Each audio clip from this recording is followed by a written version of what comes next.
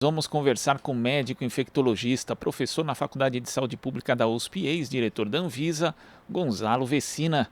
Bom dia, Vecina. Bom dia, tudo bem com vocês? É um Tu- prazer estar aqui na TVT outra vez. Prazer é nosso.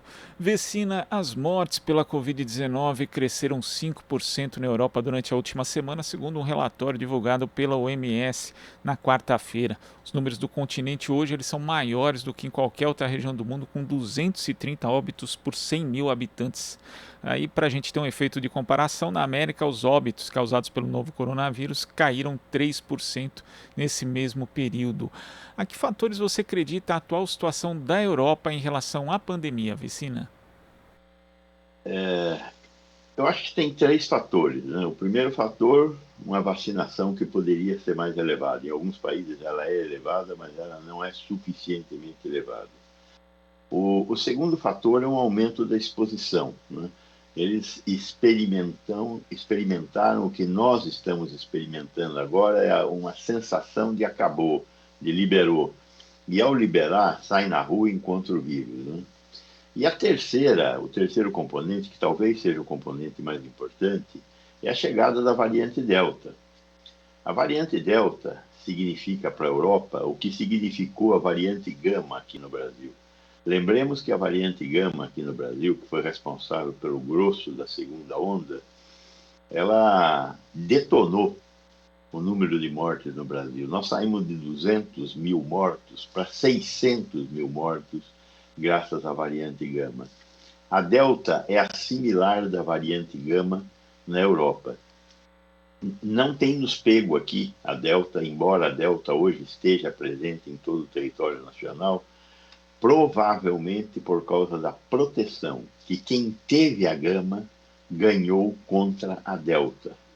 Então, o que está acontecendo na Europa é fruto desses três elementos agindo sinergicamente. Inclusive, em relação a isso, teve um estudo da Nature que foi divulgado ontem, Vecina, mostrando que a pandemia pode custar aí mais de 300 mil vidas na Europa. Mas claro, obviamente isso daí é um número máximo. A gente espera que isso não aconteça se todos os protocolos forem levantados, enfim, se houver aí realmente um cenário catastrófico, né? Mas nesse caso, a modeladora de doenças infecciosas da Universidade de Sydney, Cheryl Cheng, disse que ainda assim o estudo é um exercício útil para ajudar os países a se prepararem para os desafios futuros. Segundo ela, os números são chocantes e podem ou não acontecer, mas as pessoas precisam estar cientes de que a Covid-19 não acabou. E isso é algo importante, né? Apesar da flexibilização dos números bons que o Brasil, bons comparados, né, com o que a gente vinha vendo aqui no Brasil, é preciso ter isso ter a consciência disso, de que a pandemia ainda não acabou, Vecina? Essa é a questão mais importante. A pandemia só acabará quando o vírus deixar de circular em outros países também. Não adianta só redução, como nós estamos vendo, muito importante, de casos no Brasil. Nós temos que tomar cuidado que, enquanto o vírus estiver circulando em outros países, há a possibilidade do aparecimento de novas variantes e o jogo ser zerado, começar tudo de novo. Além disso, o que é essa doença? A gente precisa entender isso. Essa doença é um encontro de uma pessoa que nunca encontrou com o vírus e o vírus. Ou seja, eu sou uma pessoa que não me vacinei, que não tive a doença e eu saio na rua desprotegido. Se eu encontrar o vírus, eu vou adoecer. Se eu adoecer, tem uma chance pequena, mas tem uma chance de morte. 3%. 3 em 100 morrem. Então, se eu der moleza, eu vou encontrar o vírus. É natural isso. Não é uma. Ah, hoje eu fui na rua e peguei a doença. Não, não é assim. Eu fui na rua, lógico, peguei a doença. Por quê? Porque o vírus está circulando. Então, neste momento, que nós estamos falando em festa de fim de ano, que nós estamos falando em carnaval, que nós estamos falando em liberar, precisamos tomar muito cuidado. Em ambientes abertos, dá para ser mais despreocupado, mas em ambientes fechados, não dá para ser despreocupado. Tem que estar usando máscara. E, fundamental, também é a questão da vacinação. Temos que vacinar as 2 doses, temos que vacinar nossos jovens, e vão começar a vacinar nossas crianças logo a seguir. Temos, principalmente os idosos e portadores de comorbidade, que tomar a terceira dose, fundamental tomar a terceira dose, porque há um decaimento na produção de anticorpos após 6 meses, então tomar a terceira dose é fundamental. Então nós temos que nos proteger e manter uma certa capacidade de isolamento. E a questão do carnaval, olha, eu não tenho a menor dúvida. Qual é a diferença entre o carnaval e o jogo de futebol? No carnaval eu não tenho como controlar as pessoas que se encontram na rua. No jogo de futebol eu posso exigir daqueles que vão ao campo que tenham a vacina em dia. Então, eventos onde eu tenho condição de controlar quem entra, tem um determinado tipo de risco bastante baixo. Eventos como o do carnaval, que eu não tenho como controlar quem entra num bloco, aí então a situação fica muito mais perigosa. Por quê? Porque existirão pessoas que estarão infectadas e existirão pessoas que nem foram vacinadas, nem tiveram a doença e vão se encontrar com o vírus. E aí nós vamos ter um aumento do número de casos e podemos ter uma sobreocupação da rede hospitalar. Então, é muito perigoso. Essa ideia de ter carnaval, na minha opinião, nesse momento, é a ideia mais doida que eu poderia ter. É verdade, é fim de fevereiro, nós estamos em meados de novembro. Talvez muita coisa mude até lá. O que pode mudar até lá? A principal coisa que pode mudar até lá, para melhor, é aumentar a cobertura vacinal para próximo de 90%. De pior, aparecer uma nova variante, fruto desse aumento da velocidade de transmissão na Europa. E aí, temos que voltar atrás em tudo que nós estivermos fazendo e fechar nossas fronteiras, principalmente em tempos de carnaval, quando europeus gostam de vir ao Brasil.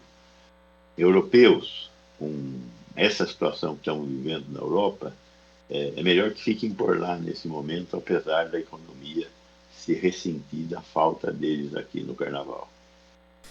E nessa questão do surgimento da nova variante, né, de um possível surgimento, você falou da importância que ela tem nessa onda de casos e de mortes também decorridas da Covid-19 na Europa, a importância que também ela teve aqui no Brasil. No caso, seria necessário a gente reforçar uma questão que sempre foi muito falha aqui na pandemia no país, que foi a testagem e também o monitoramento para detectar, caso surja alguma nova variante, isso o mais cedo possível, Vecina? Sem dúvida, essa é uma questão que continua crítica e nós continuamos falhando. Nós fazemos pouco RT-PCR, poucos exames para identificar se estamos ou não infectados. Hoje ainda existe uma rede de farmácias vendendo o teste a um preço relativamente adequado aí, e isso tem ajudado o governo, porque tem bastante gente fazendo o teste. Mas ainda assim nós temos uma capacidade de testagem muito menor do que a maioria dos países europeus tem. E tem a questão de, em caso dos testes positivos, fazer o sequenciamento desses testes positivos para verificar que tipo de variante está circulando. Nós fazemos esses sequenciamentos na ordem de um caso por 10 mil casos.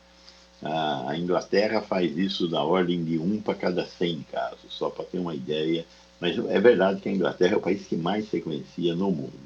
Mas mesmo assim, nós fazemos poucos exames para diagnóstico da doença e fazemos pouco sequenciamento dos exames positivos. Teríamos que aumentar a nossa capacidade de fazer essa vigilância ativa da ocorrência de novas variantes no Brasil. Fica para o futuro, né? Para depois deste governo.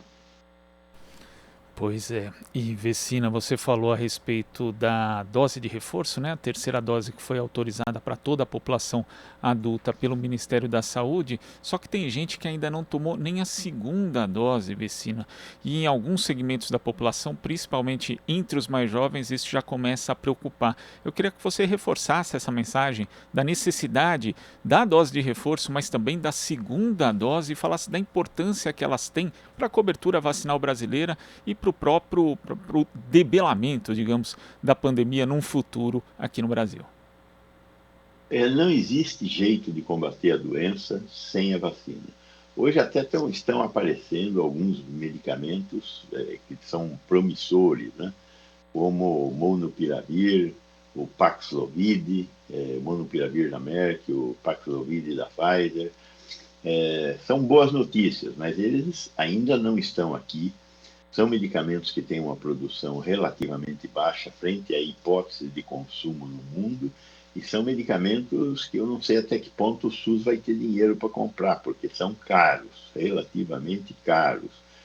Principalmente porque são usados para tratamento precoce, ou seja, eles têm que ser utilizados num número muito grande de casos para ter um efeito bom, mas relativamente pequeno. Então, a única alternativa que nós continuamos tendo, além das medidas ditas não farmacológicas, o fique em casa e use máscara, a única alternativa de luta contra essa doença é a vacinação. Vacinação que hoje está homogênea.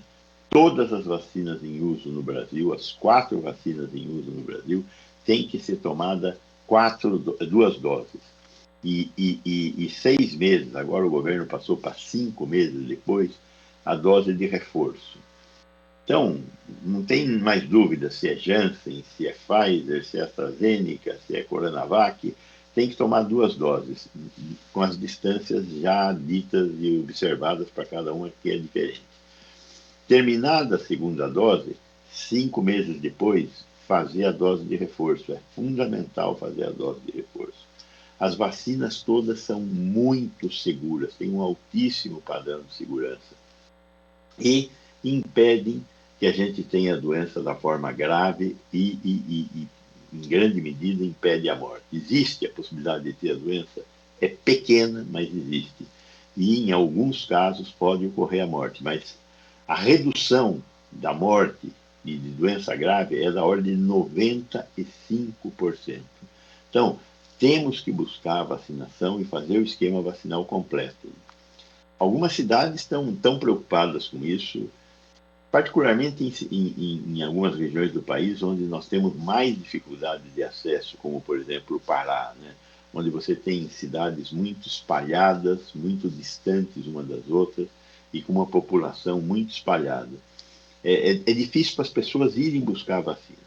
Nesses locais, eu estive esses dias comentando um caso de Santarém, em que a prefeitura está oferecendo sorteio de motocicleta, sorteio de telefone celular, tudo é válido para aumentar a cobertura vacinal. E, particularmente, é fundamental o aviso, a comunicação que vocês da imprensa estão fazendo, porque o Estado não está fazendo.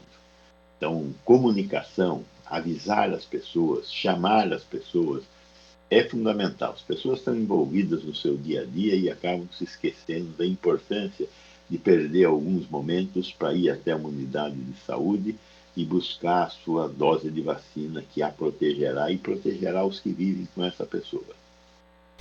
E dentro dessa necessidade de comunicação, para a gente concluir aqui, Vecina, queria que você falasse a respeito de um ponto que você já tocou, né, dos encontros presenciais que devem ocorrer, principalmente entre as famílias, no decorrer das festas de fim de ano. Que tipo de protocolo, além do uso de máscara, as pessoas devem seguir para terem o máximo cuidado de não se contaminarem nesses ambientes fechados, Vecina? Basicamente, temos que garantir que as pessoas que se encontram estejam vacinadas. Entre pessoas vacinadas, nós podemos ter uma situação mais adequada em relação ao que nós vamos estar fazendo. Por isso é importante a vacina se nós queremos encontrar os nossos queridos neste final de ano. Então fica aí reforçada a mensagem, quem não tomou a segunda dose vá tomar e assim que puder já tome a terceira dose, também a dose de reforço. Vecina, muito obrigado pela sua participação aqui no Jornal Brasil Atual, até a próxima. Um abraço, tchau, tchau. Abraço. Conversamos aqui com o médico infectologista, professor na Faculdade de Saúde Pública da USP e ex-diretor da Anvisa, Gonzalo Vecina. Você está ouvindo Jornal Brasil Atual. As notícias que os outros não dão.